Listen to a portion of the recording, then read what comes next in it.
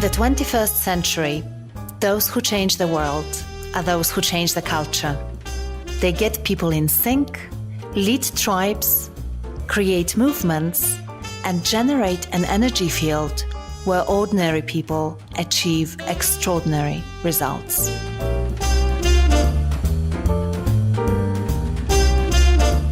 But our goal at Destinations, and which is foundational to our culture, is that we got to not care how long people stay with us. But what we really care about is that they leave better people than when they started with us. And if in an exit interview, if people can answer that and say, yeah, I'm absolutely a better person, then we can walk away saying, you know what, it's not about whether or not we lost money on that person. We're not particularly worried about how expensive it is to re-onboard new people because of turnover. We really feel like if we can get that question answered sincerely, that somebody really feels like they're a better person when they are leaving, and that their time at Destinations was of worth to them personally and professionally, then we're in a good place. I'm Aga Bayer, and this is the Culture Lab podcast, where you will find ideas and inspiration on how to harness the power of team and organizational culture. I talk to leadership thinkers, culture experts, entrepreneurs, and all sorts of movers and shakers, and together we explore the fascinating topic of culture, leadership, and personal growth. If you like what you hear, subscribe to the podcast on iTunes.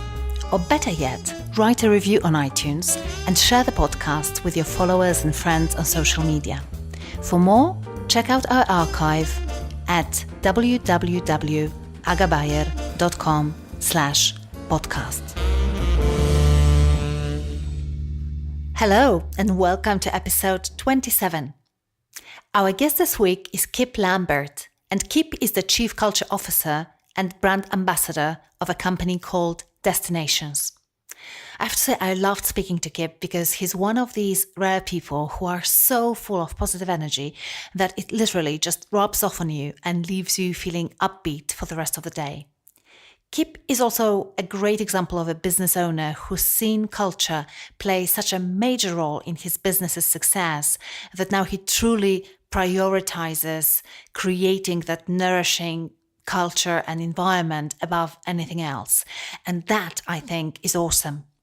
In this interview, you learn why Kip's company is so dedicated to cultivating a culture of kindness and what they do practically to ensure that it's not just their clients, but also their employees who experience what they call wow experiences at work. Here we go. Here is Kip Lambert.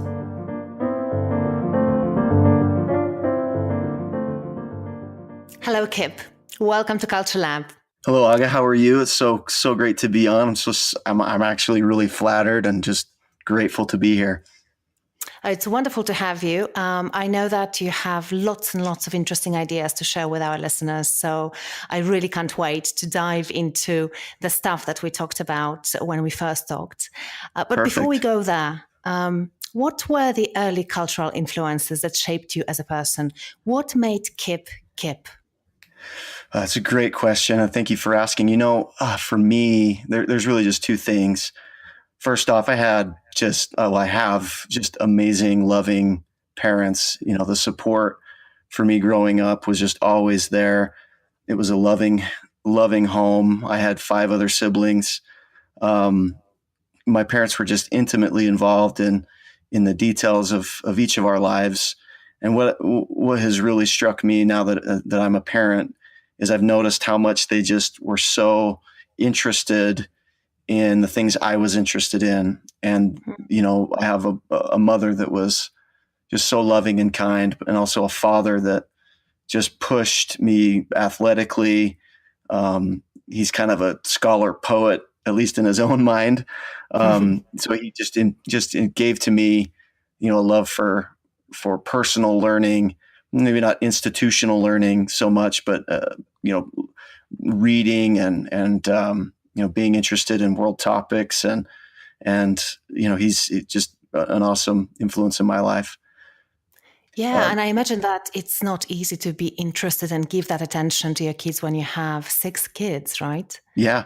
Yeah. I mean, And you know something about it because you have 6 kids yourself. it's exactly. Yeah. It's interesting. And two, what's so funny for us is that our pattern of children and almost the spacing of the ages is so similar. I have 2 girls that lead off and then 2 boys in the middle and then 2 girls. And the spacing in their ages is so similar to, what I grew up with. So I don't know if I'm just reliving part of my dad's life. But it's super fun and definitely people that I want to emulate. How did you characterize your dad? You said he was a poetic scholar. Yeah, he's the type of person that has a poem or a verse of scripture or a quote from somebody super notable that he could pull out just out of his head in any given moment. He's the type of person that just, like as a teenager, I always would roll my eyes a little bit because it's like, wow, I'm living with Shakespeare sometimes. But, here was a guy that was just a salesman by trade, but he just has a mind of just being able to retain quotes, notes, ideas, and just can regurgitate them almost at a moment's notice. Like I guess, for example, just to give you an idea, he'll pull out a poem by Robert Frost whenever he hears anybody's having a hard time with maybe persevering or getting through. Or sorry, not Robert Frost, it's Robert Service. And he jumps in and just goes and says the very first line, it's just, and so in the strife of the battle of life, it's easy to fight when you're winning. And he'll just go on and on and on. And it's one of those things where, as a dad now, I really appreciate just the brilliance of his mind, but how he would always try to interject memorable things that could help you get through a hard time or whatever. I can understand now why you go to the gym and you listen to books rather than listening to music. That makes total sense to me. But I'm curious because I know you have this company that organizes trips for other companies, and we'll talk about this a little bit later on. But I'm curious, where does your passion for travel come from? Well, it comes back to my father. Just one more time.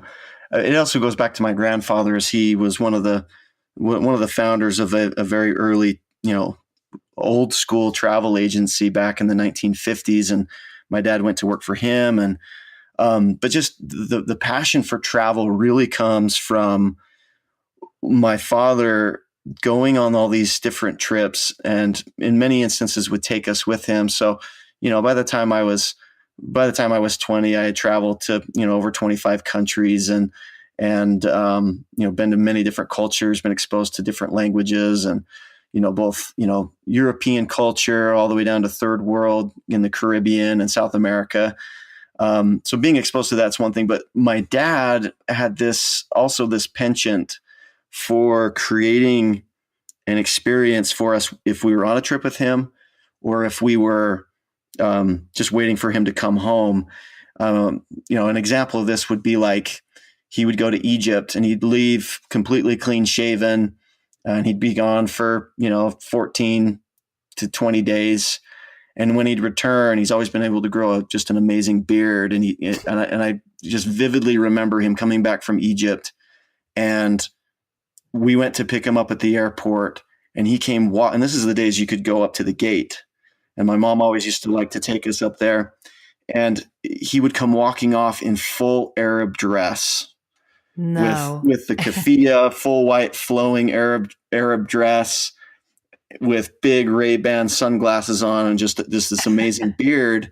And he'd start shouting, phrases in Arabic. And it was just like, he definitely was a bit of a showman, but he made it so memorable. And we'd go home and he'd crack open that suitcase, and I think many of us, I think all of us resonate where we have smells that bring memories back to us like immediately. Yeah. And for me, when somebody cracks open a suitcase from a long trip that smells like stale hotel rooms and coffee and maybe a little bit of BO, That smell just like takes me back to my dad cracking Hmm. open a suitcase, and it's almost like a feeling of safety and a feeling of just this man that's just larger than life. And Hmm.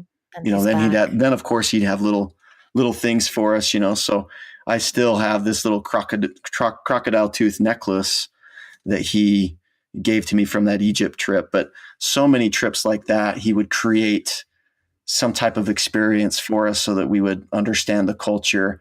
And if we were on site with him in a place, he'd take us to as many of the notable sites, you know, in Florence, making sure that we would see the Statue of David and notice certain things about it.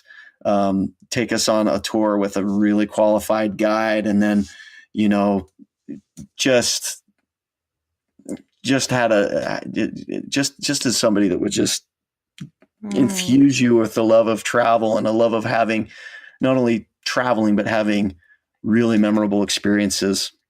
Yeah. And I think what he gave you through all that is that appreciation for cultures and something that sometimes I call the culture goggles. And for me, the culture goggles are this thing that enable you to see culture because very often culture is invisible. When we live in our own home country, it's so familiar that we stop seeing it. Someone, I guess, on the podcast said that culture is to humans what water is to fish. It's Yeah. absolutely necessary, but we swim in it. We don't see it, right? Unless we go somewhere else. And then, of course, it's very visible. So I think the gift that you got from your dad is, in a way, those culture goggles very early on in life. Yeah, absolutely. I would totally agree. Mm. And I don't know if this is the reason, but I know that you feel quite passionate and you are very interested in company culture as well. And actually, your title is Chief Culture Officer Right. in the company that you work, Destinations, right? And this is the company that basically was started by your grandfather, you said, Yeah, correct? it's founded by my father in 1990. Mm. My grandfather's company was another travel agency. But so there's Okay. that family history in the travel Yeah. business. And yeah, the chief culture officer really kind of started out as a title just to grab a little bit of attention, just because it was just kind of so new, and because our team at Destinations just would always call me, you know, the culture guru, or the person that was just very very concerned about really kind of how the culture at our company should be evolving, and interested in people, and trying to, you know, create opportunities for people to have professional success and professional development, but also striving to, if people allow it, be intimately involved in personal development and how we can become better people. So walk me through this.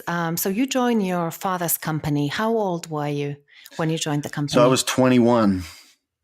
21. So very 21. young, Yeah. So right? 21, you know, I, I didn't, I went to community college for a little while. Really at the heart of what I do, I've always just loved selling stuff. So, Mm-hmm. I mean, as a kid, I grew up, you know, selling baseball cards. I would sell candy bars to my classmates. We'd go to Costco and get and get a discount on a whole box, and we go and sell candy bars for $1 a piece. And I've always just loved that kind of hustle. And so Yeah, for so that me getting entrepreneurial streak was there from yeah, so like early for me on. getting started, I didn't have the eye on culture so much as I do now, because the company was small, and so it was just about just, you know, what impact could I make, and what could, you know, entrepreneurially, what could I sell, and how could I improve my father's business. And so that was the focus to begin with. And you know, as we grew the business, it just became more and more apparent that um, you know, we've just got some amazing people, and we have a little bit of a kind of a turnaround of you know, I guess attrition of people leaving probably earlier than they should. And I guess this is the other part of what, you know, to talk about what the culture was like at our company before I really got involved is, you know, my father's a baby boomer, and while he was a scholar, he was a personal kind of scholar poet. Um, he also grew up as a baby boomer in that generation. And I think what that sometimes does is there's a mentality as either a business owner or as an employer that people should just like their jobs, and that if they don't like it, then they can go find somewhere else.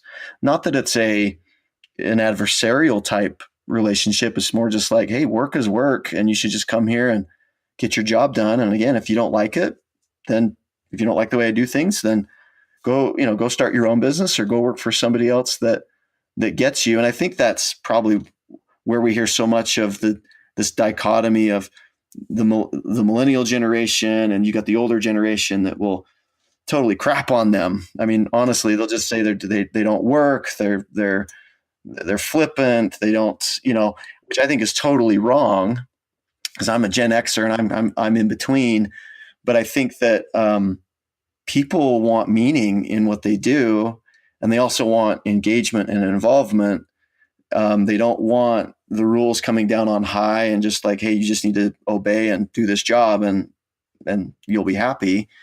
People want to find meaning in what they do. They want to find that purpose, and they want to feel like what they're doing matters. And if they have ideas of how something can be run, they want to be heard. And so, again, my dad is a very generous man, but I think just generationally, I've been talking to so many people of that generation that are employers or business owners. That I think is where there's the split in the mindset of, oh, millennials are terrible. But at the same time, it's like, well, as an employer, you don't care what they think, and you don't care maybe as much about their personal development and meaning in the workplace, like what they're just yearning for that. And so I think that's where culture really becomes so important, is that we can create places of work where people have that meaning.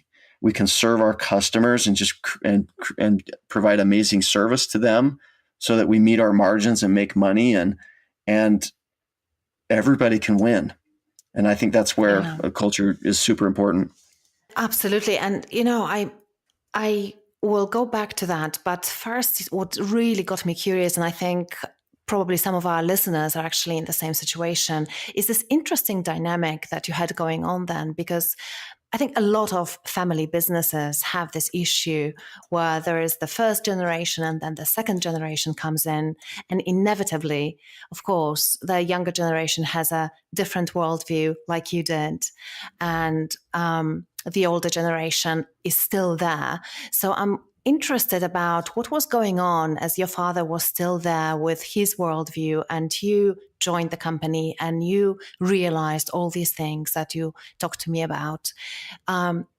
It's a challenge, I guess, to change the culture, and also at the same time to challenge such a huge, important authority figure in your life, because it's not just your boss, it's also your dad. So how did you pull that off? Well, one thing that's wonderful about my father is that he definitely took counsel and saw the way the business was moving, and was eventually very willing to adapt. And yeah, that was during the winding down period where he was getting ready to retire. And I think he saw it as, hey, so I'm a business partner with my big brother and one of my best friends in life. And so, we both share this history with our dad. And so, he was able to see where we wanted to take the company, and could see the time where he's kind of drawing back, getting ready to retire. And so, to his credit, he was just so willing to go with the flow of what we saw and envisioned for the business. I mean, both technologically and culturally. I mean, you're looking at a time where, these people didn't, a traditional travel agency was up against the big Expedia's, Priceline's, and the internet. And, you're going to have a generation coming up that you'll ask them the question, what is a travel agent? And they'll say, I don't know, is it Expedia? Is it Priceline? Is it something else? They don't have they won't have maybe the same idea of what a travel agent used to be. And so my father could definitely see the writing on the wall of how generationally and technologically the traditional travel agency was being phased out, and how my brother and I were taking the company to more of the corporate event planning side of working with companies and doing incentive travel.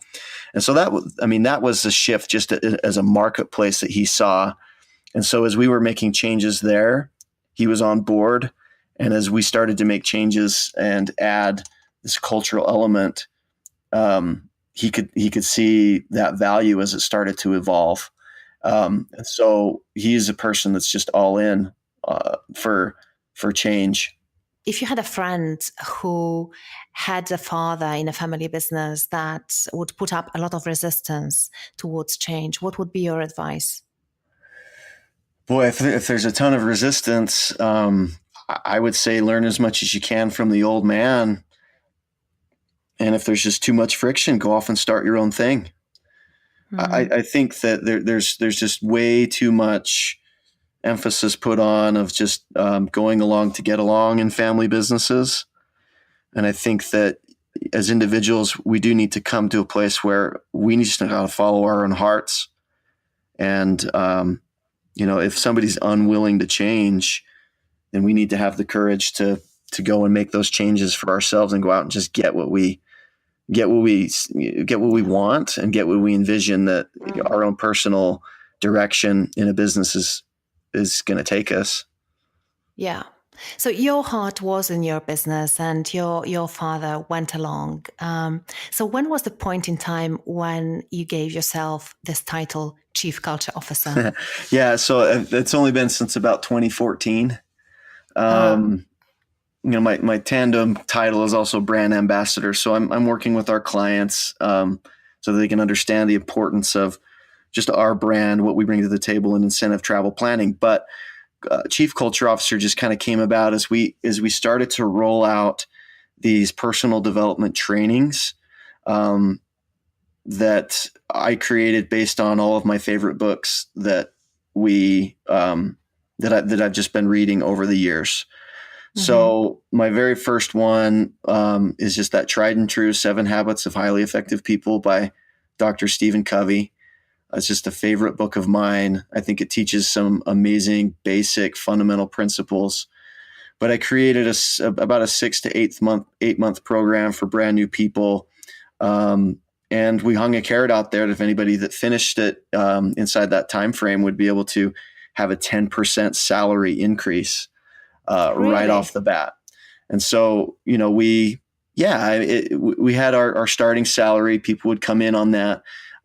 Typically in the interview phase, we wouldn't say anything about specifics about these trainings and make any promises to people because we wanted them to come in just on the merit of what the benefits were, just right in the interview, face value kind of benefits. And then as people were able to start, we're showing them really it's a full, now is what has become a full, almost like a whiteboard of different tasks and different trainings and books people can read and things that people can do that will add to that bottom line, but also make them better people. And so, that's really where it really started to roll out and evolve. And so as our team started talking about more of our culture, they're bragging to their friends. They're wanting us to interview their friends and hire their friends and family. And I think that speaks a lot to, if a team member really feels comfortable enough to have their loved ones and friendships and former coworkers at other places come and interview with us and work with us, it speaks volumes of the culture because they like where they work and they feel like it's a place that supports them. So I understand that learning and development, personal development, is a really, really important part of your culture. So if you were to describe it, apart from that aspect, what is your culture like? I think our culture is one of really the foundational principle of our culture is kindness. Kindness is our hallmark. We just definitely believe in the dignity and individual worth of just everybody we encounter, not just in the office between ourselves, but the way we treat people on the phone, the way we interact with our customers, vendors, uh, it has to have a level of kindness. And we drill this down, and in our training, we try to help people understand kindness sounds like one of these soft, cushy little things that nobody ever really follows. But we back that up with, what does kindness really mean? Kindness is respect, meaning we care about other people's opinions, their obligations in life, their family. We seek to be able to, sometimes we have to say a hard thing to somebody. If somebody lets us down, we have to be able to come from a place where we're able to have the courage to say the hard thing, but that person is treated with kindness and consideration when they're being corrected.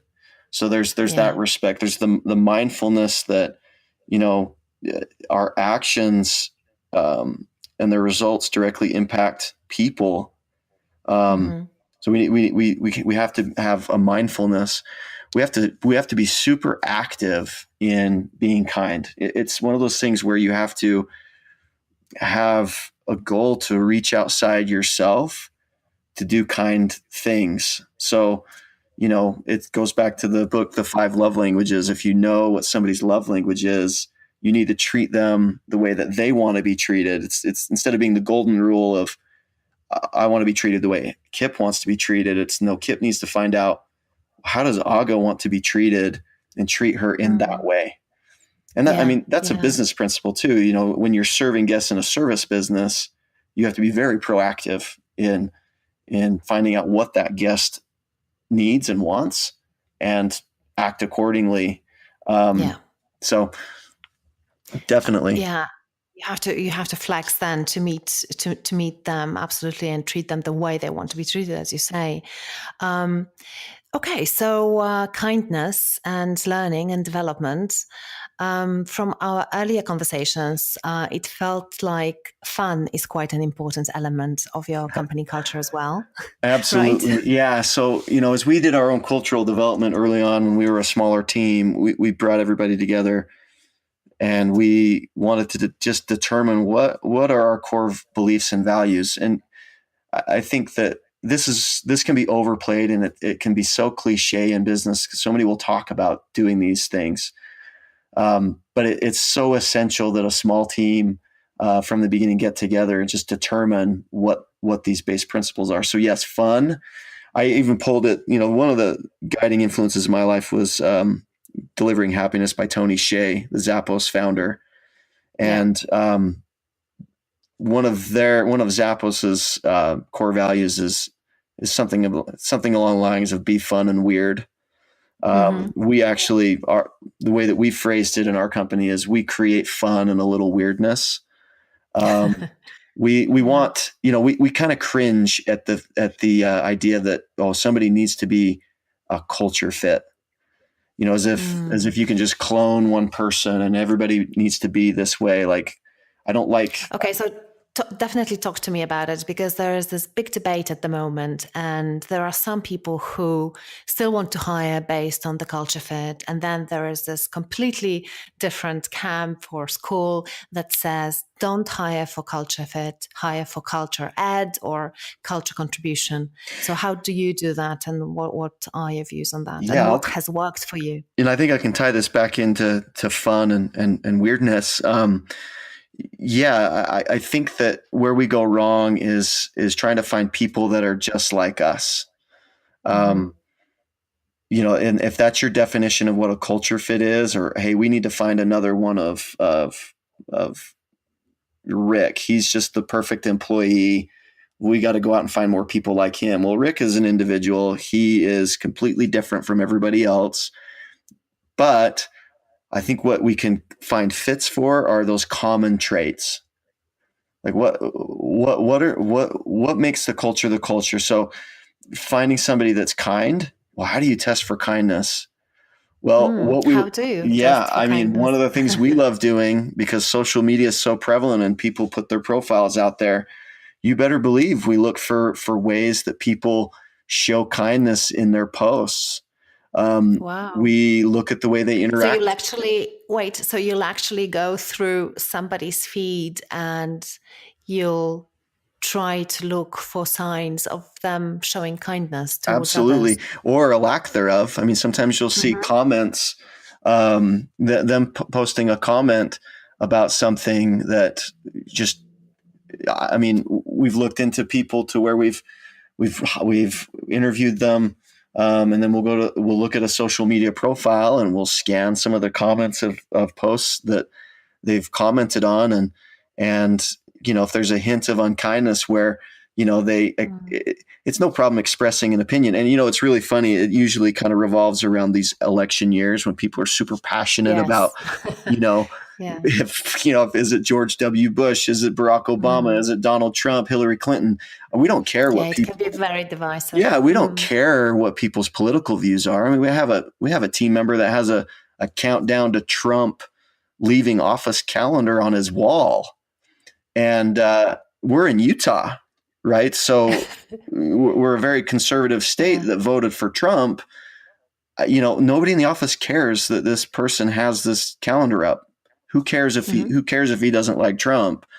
But then where we look for kindness is in some of these comments on things like that are political. If they act in unkind ways, or just post opinions that actually will demean someone else, Mm. that's when there's a problem. I feel like you can talk politics, religion, all those taboo subjects in an office, but the second somebody goes into the demeaning way of talking to people because of their beliefs or whatever, Yeah. that's where, for us, the rubber hits the road.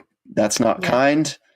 Mm. We can be opinionated. We can have these opinions about a number of things, but the second we express unkindness in our opinions, that's where the gate comes down.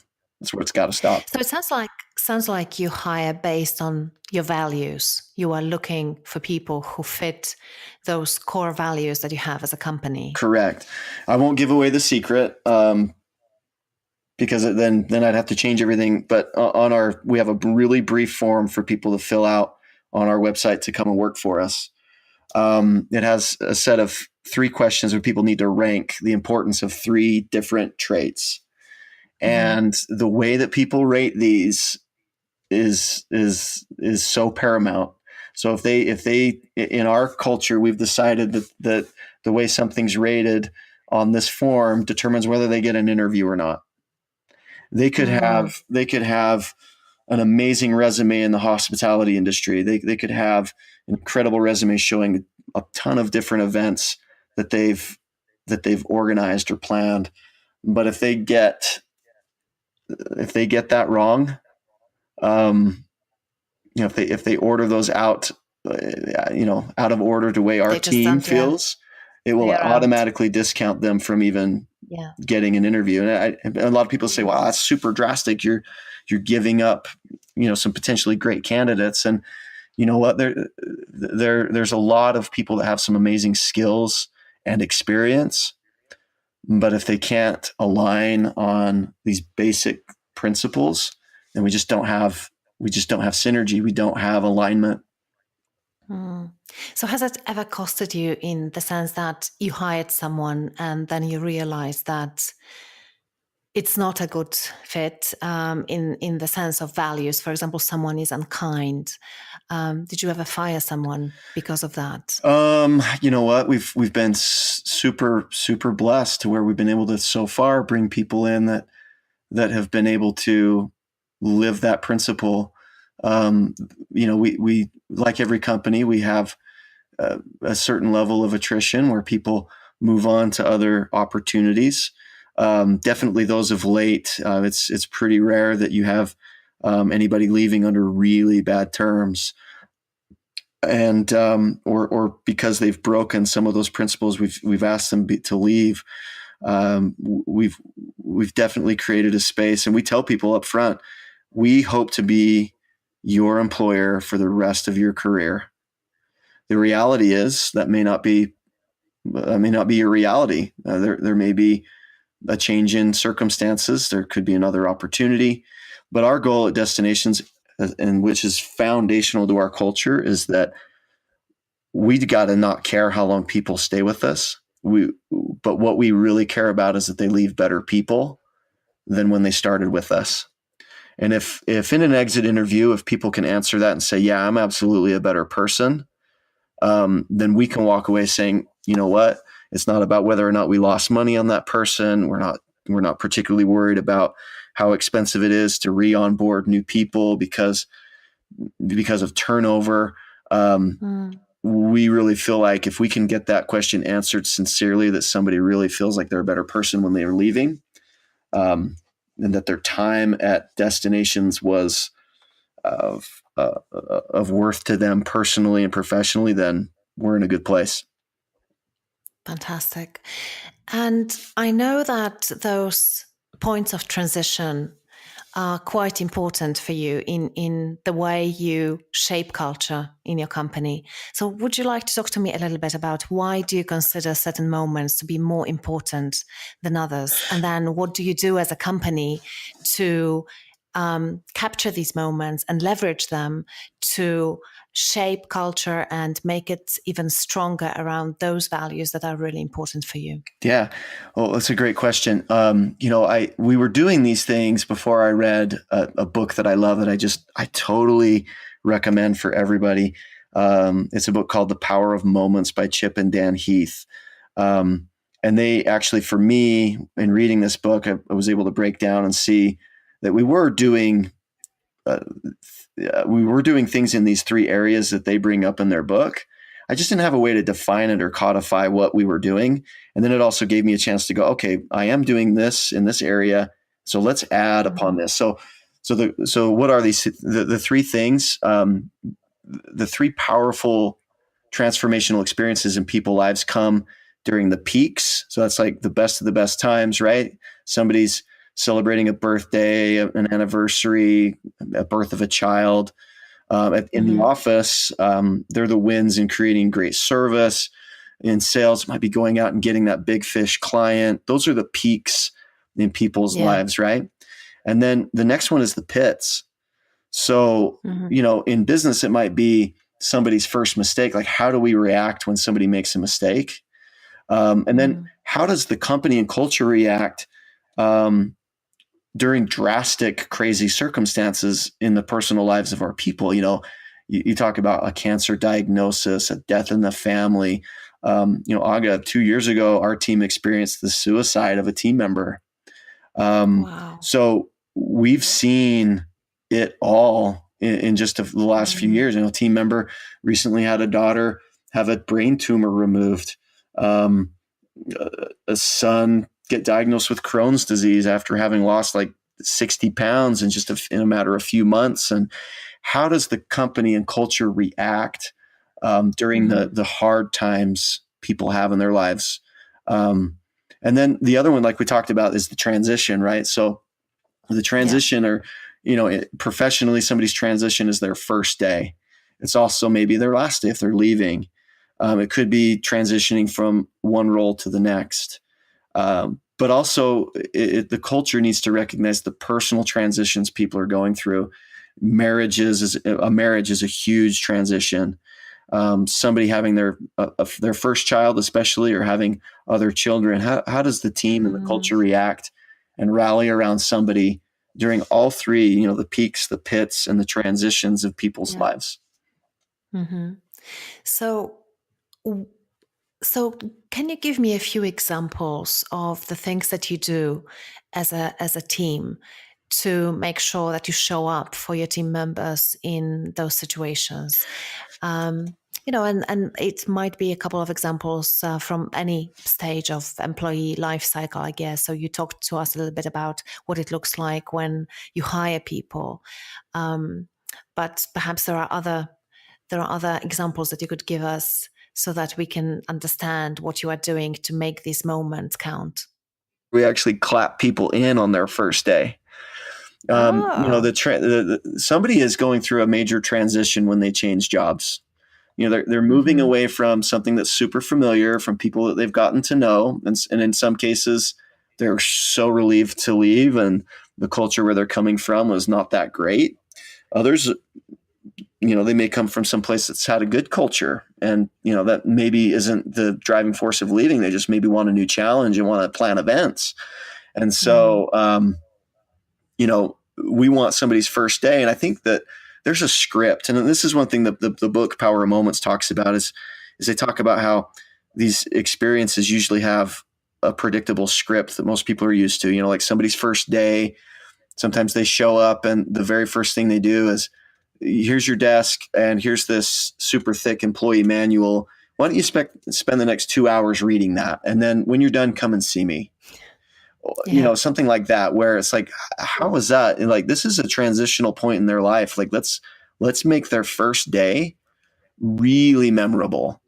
And so we have done crazy stuff where, people come in on their first day and, back when the mannequin challenge was super popular, people doing that on social media, we were doing the mannequin challenge. Everybody's frozen like a mannequin when the person walks in and there's music playing and they kind of go, what in the world? And then everybody rallies around them. We introduce everybody. And then that person is taken to their desk. Their desk is ready. Their computer's ready to go. Their phone's set up. We strive to try and have their, even though business cards aren't used as much as they used to be, to have their business card ready to go. So that when they arrive, it's like, no, I already belong here. And then setting up and making sure there's at least one person that's kind of their, maybe chauffeur around the office for the day, somebody they can count on that's going to have their schedule filled up with different opportunities and trainings and quick meetings with people. And then we have a lunch set up, with certain team members. We have a lunch set up in our interview process where, you have to go to lunch with some of our team members and they have to have a buy-in on who's coming to work with us. So then when they come in on their first day, they're going to have lunch with people they haven't met before.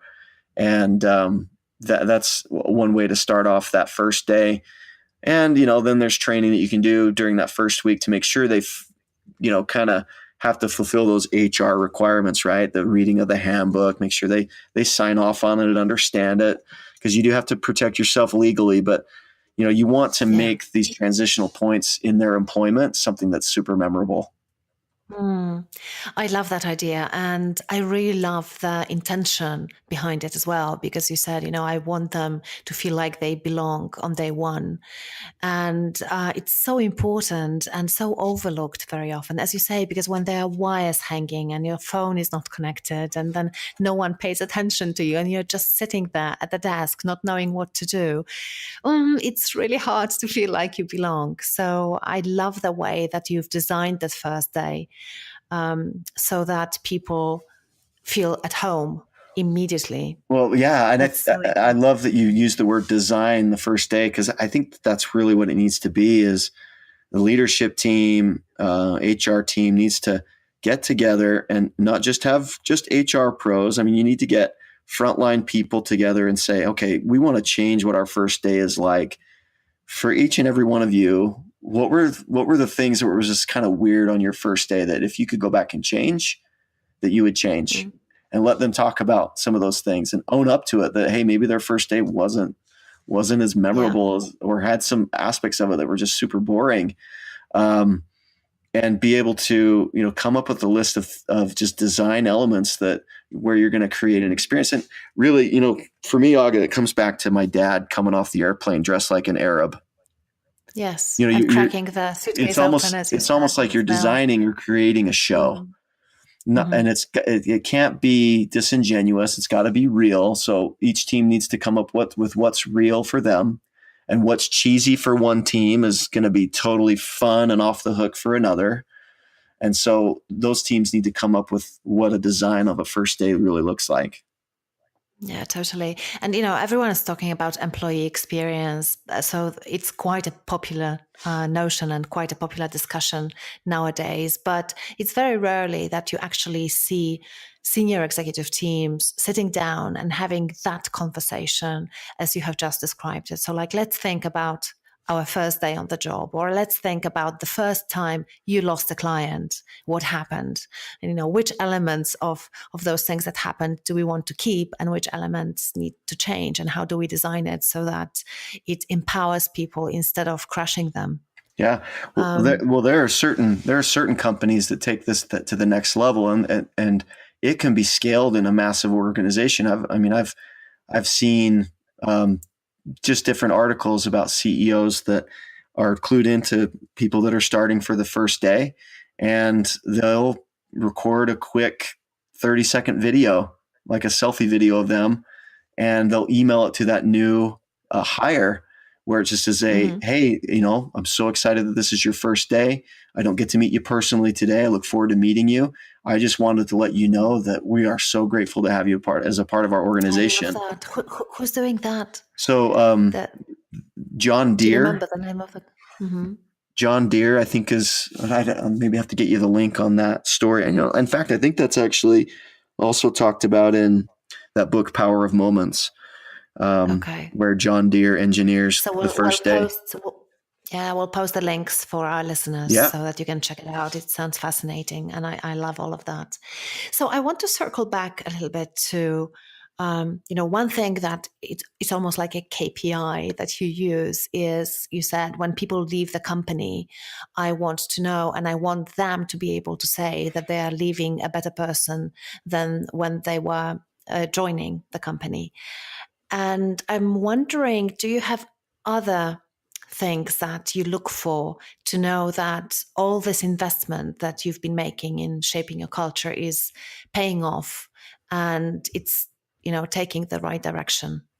Well, we do reviews with our team pretty often during the year.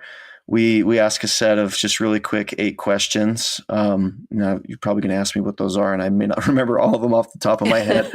But really, maybe just a couple of examples. Yeah, then. One of the questions is, do you find purpose in your work? What's your trust level? What would you say your trust level is in the company's future? And so we base it on questions like that will give us a pulse of whether or not what we're trying to do culturally is really, really paying off. And then, of course, we have our leadership team that's in each of the areas of the business that will have the teams underneath them that would have a really good pulse on how people are doing.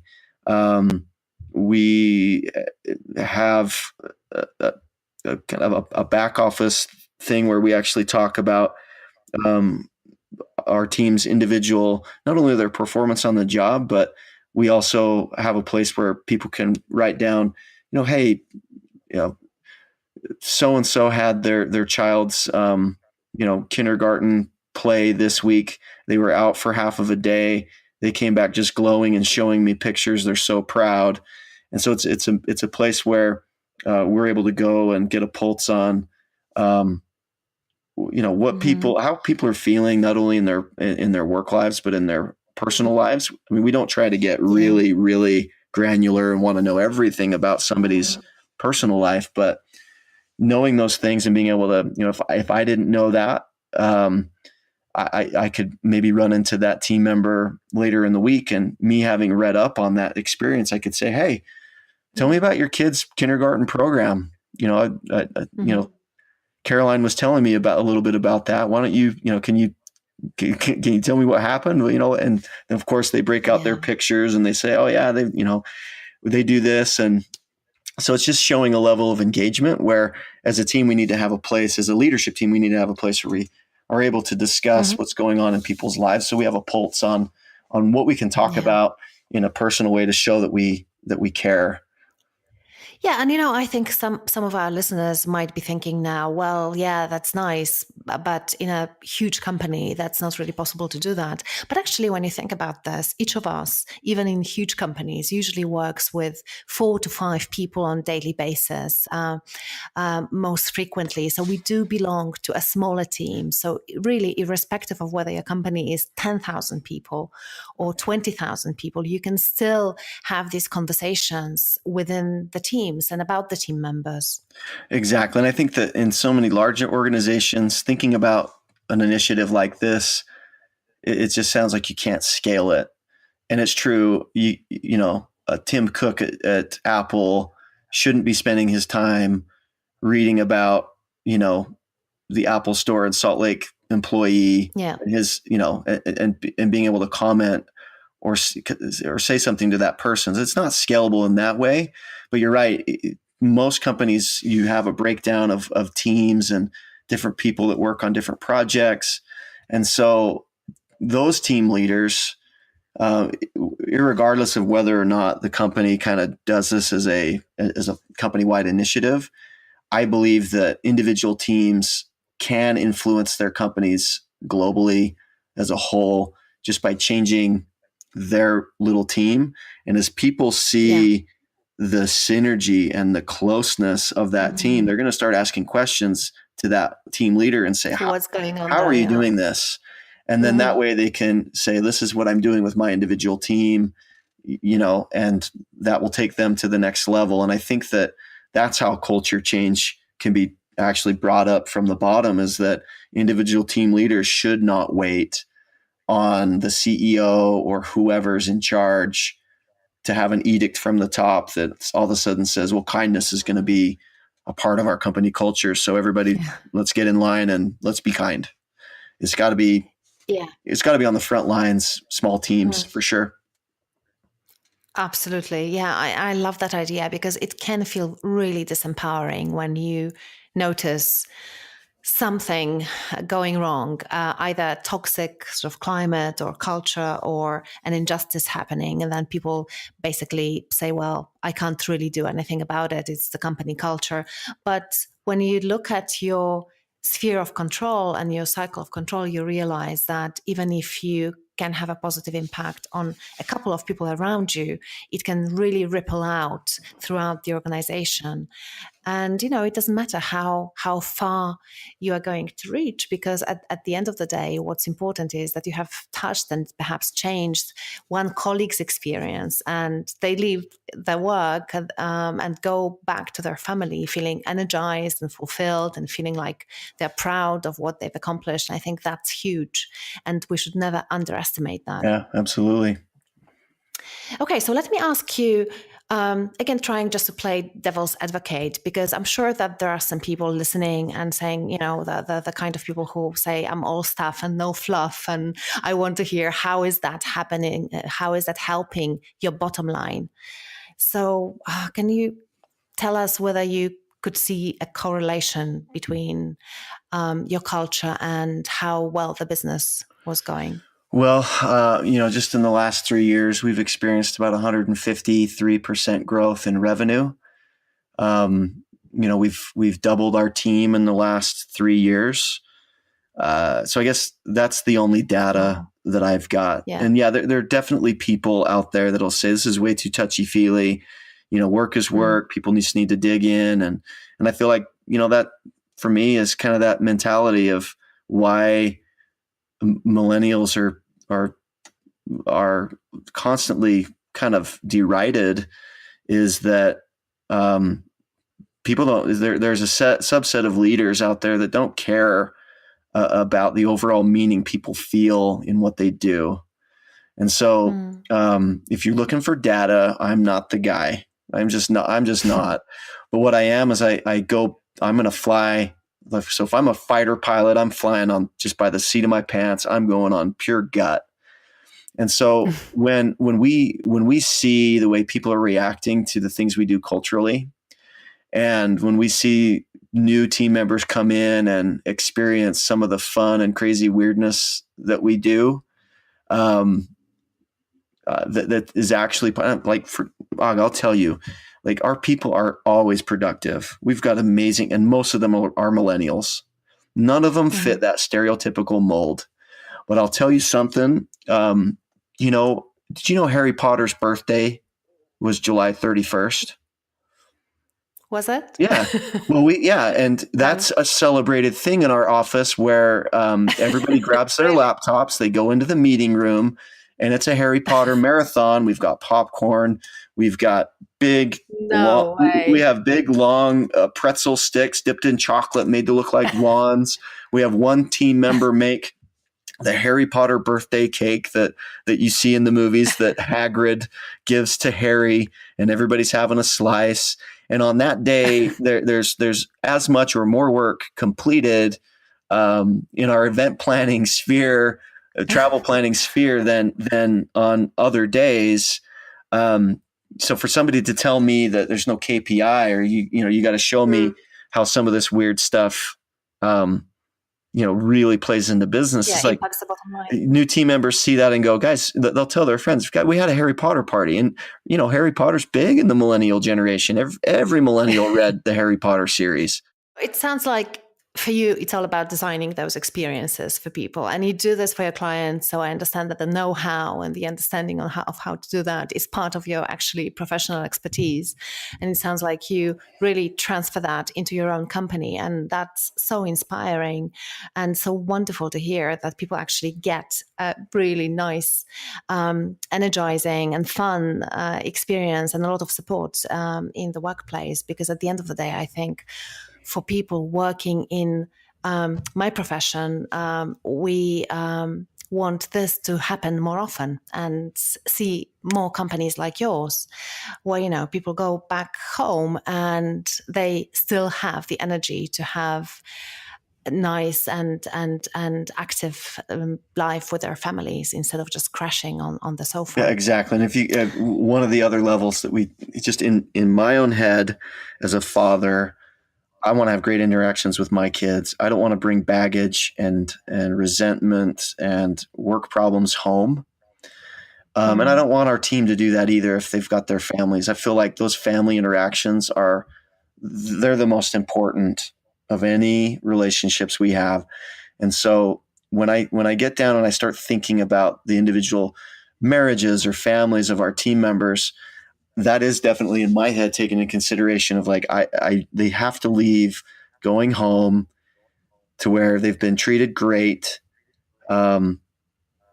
They've been forgiven of mistakes. If they've made mistakes, they're forgiven. Because if you're forgiven of a mistake at the office, if your spouse makes one at home or your kid does something, you're in a much better place to handle that situation with kindness, consideration, than if you're just treated, like a doormat at work. Typically people are going to take that home and turn that around and sometimes treat their family that way. Or if they don't treat them that way, they're checked out because they're so exhausted. Okay, so why don't we move on to the rapid fire questions? Okay. The idea is that I'll ask you 5 questions in rapid succession, and you'll aim to answer them in under 2 minutes. Okay? Okay, sounds great. So how do you define organizational culture?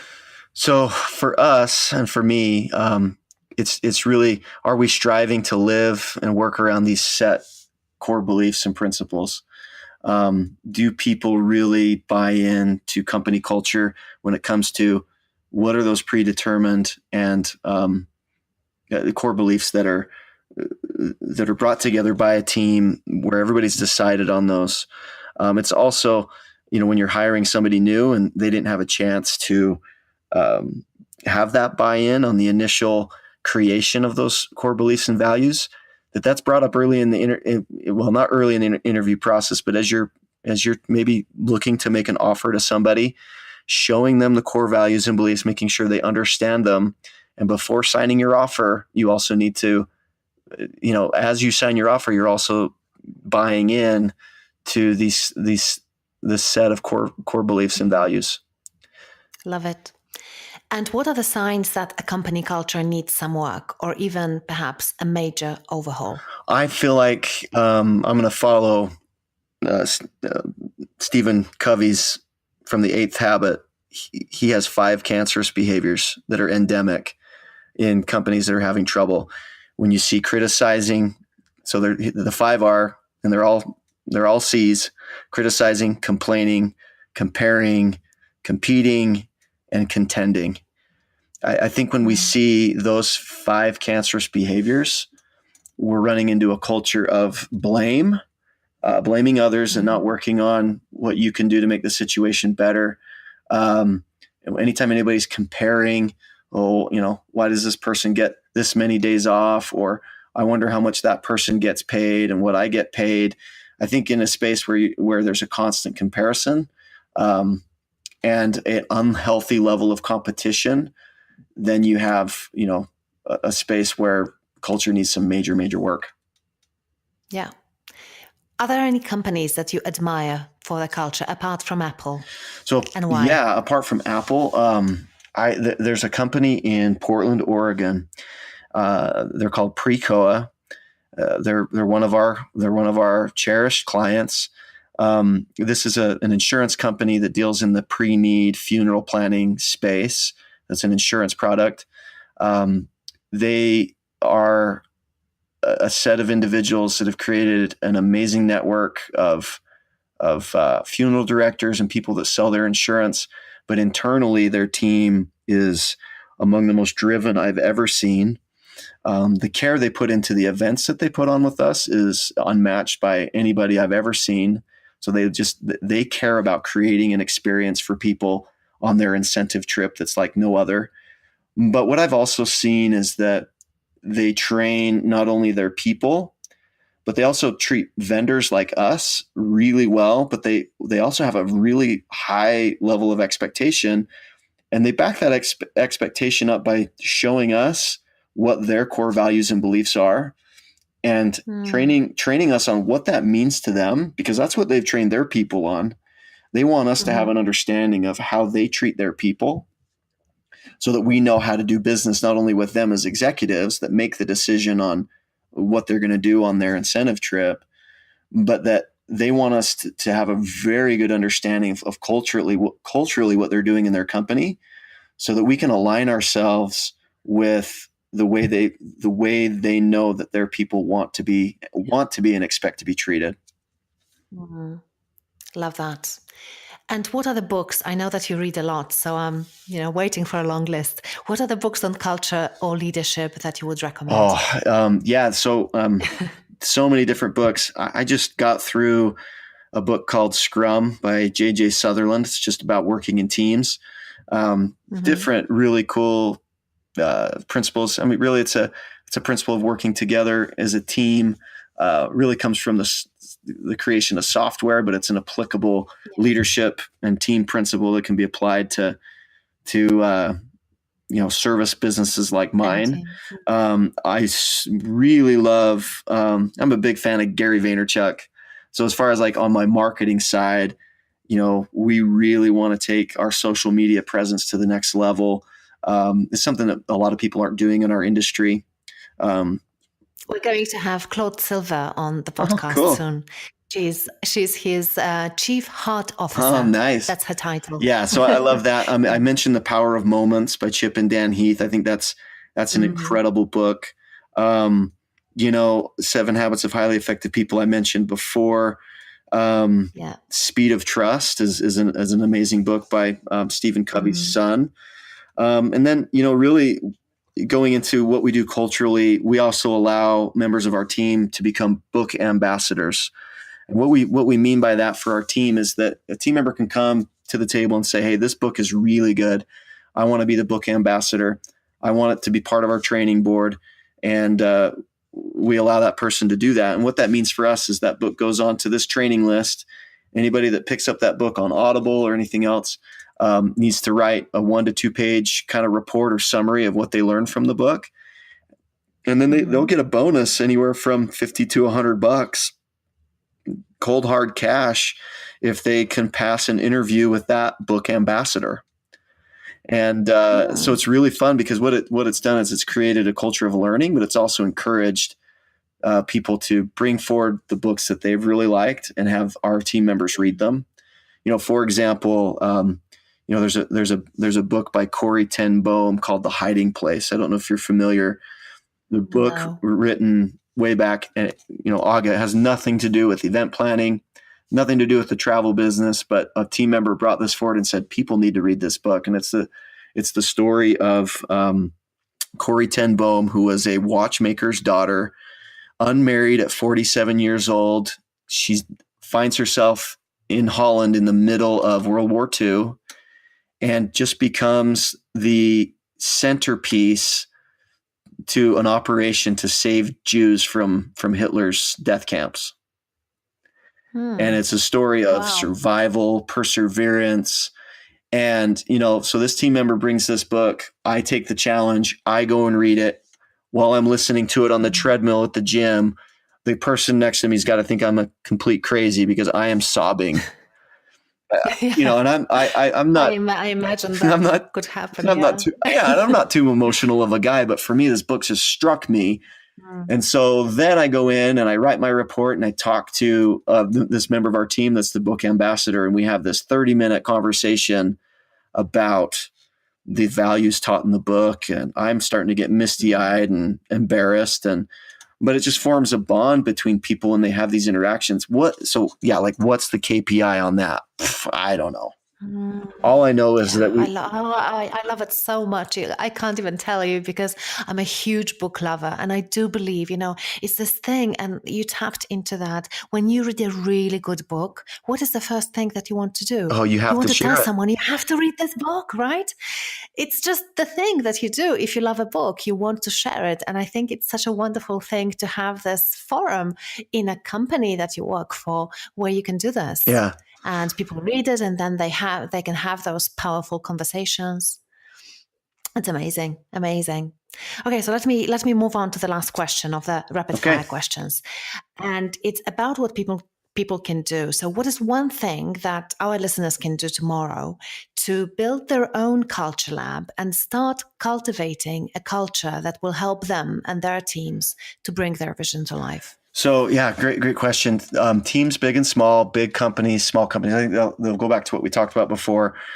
Whether you're a leader of a big team or small team, I think the biggest thing that people need to understand is when people don't have involvement, they won't have engagement in what you're doing.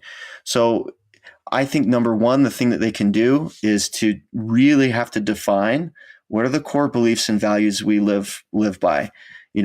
For us, we talked about kindness, teamwork, could be personalized service, creating value for customers, being fun and weird, a culture of continuous development, how to thoughtfully problem solve, things like that. You need to get together with your team and have everybody talk about what are the most important things and come down to 3 to 6 core values and beliefs that everybody understands and can articulate and believe in. And that's where it has to start. If leaders go behind, a closed door to determine what the mission statement of the company is or what their core values are without any engagement from their current team, they're really shooting themselves in the foot, because if they don't have involvement in that process, there won't be engagement. Once that process is done, then you can, like I said, present those core beliefs and values to potential and new team members and just say, this is what everybody else has decided is what is a part of our culture. What, we really need you to buy into this. What do you think? And give them a chance to just really understand what those are. But it's got to have involvement first, or you won't get the engagement that you want. Love it. Kip, who would you recommend I have as a guest on the podcast? So I've got 2 people, well, actually 3 people. 2 of them are at the same company. It was the company I talked to you about before, Precoa. Brett Davis and Mark Hornibrook are the founders of that company. And honestly, their culture is something that should be duplicated and emulated just in every, and should be duplicated in really any business.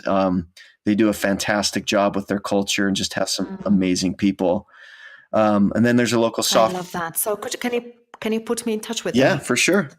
Would love to. Fantastic. Thank you so much. And then there's another one. His name's Dave Grow. He's with a company locally here called Lucid Chart.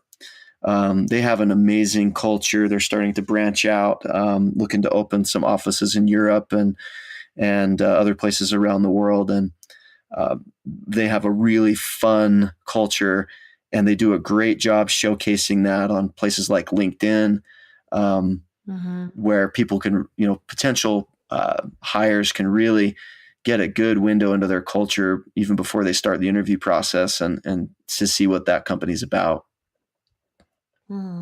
Great. Fantastic. So I'll reach out to you later to get their Perfect. emails, and hopefully you can introduce us. I'd love to have them on the I'd be show. happy to. So, Kip, thank you so much for the conversation. Do you have any closing remarks as we wrap up? Oh, I mean, I think my only advice is just as we as leaders and of teams or owners of companies, my only closing remarks would just be we need to do our best to see people as more than people.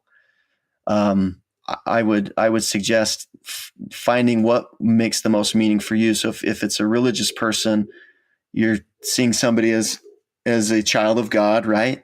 If you're somebody that's not religiously inclined, what is the best way for you to see that person beyond a human being? Is it a brother or sister? Is it, I don't know. I think there needs to be, it's almost a spiritual level. And I know that sounds touchy feely, but we have human connections. As much as technology is moving the face of business and the force of business forward, we still have to have another level of human connection that helps us have a why inside of why we treat people, why we should treat people the way they want to be treated. Mm-hmm. Yeah.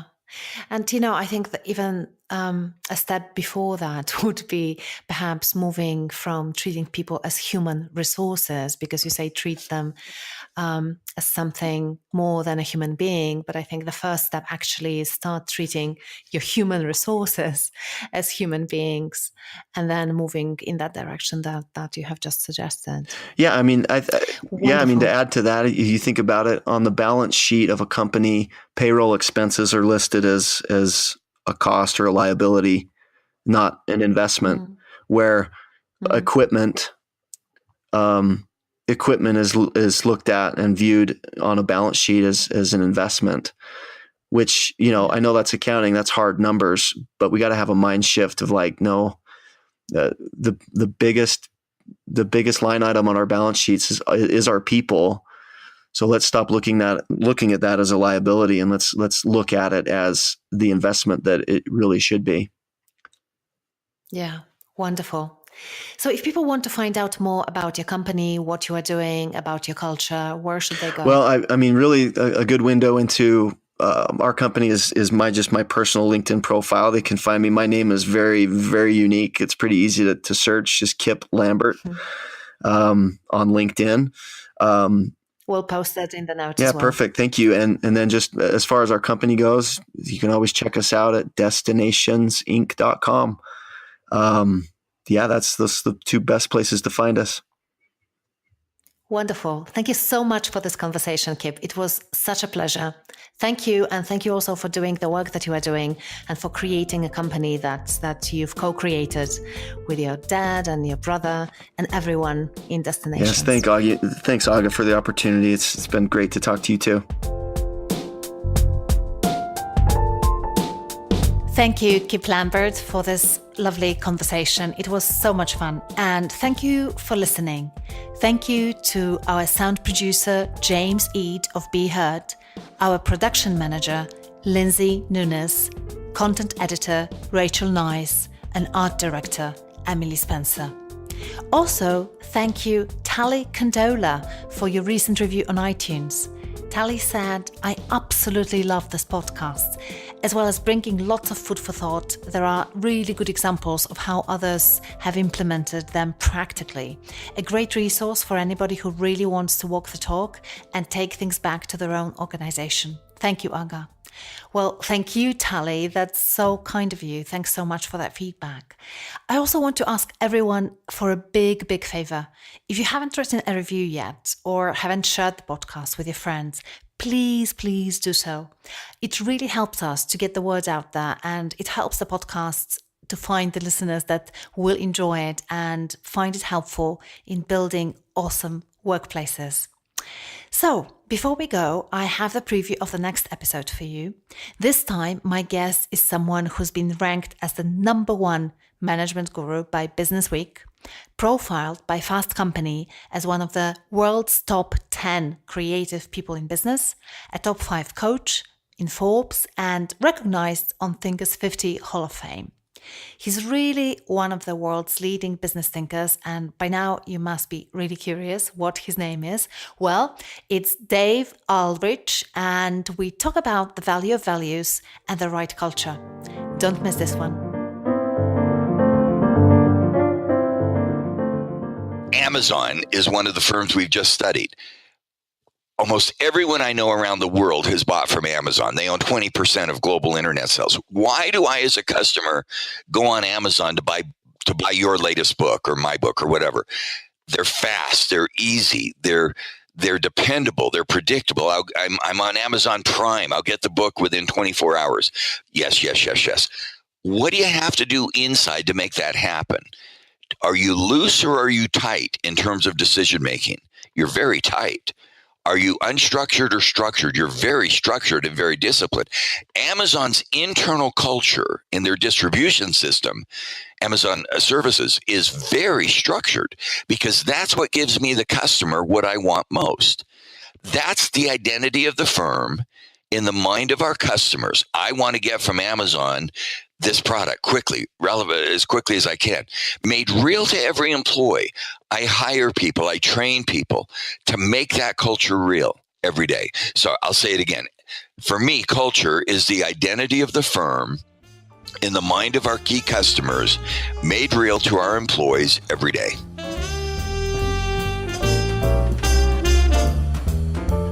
Thank you for listening to this episode of Culture Lamp. If you found any moments that were interesting, inspiring, or maybe even game-changing, please share it with someone who'd appreciate it. After all, good ideas are meant to be shared.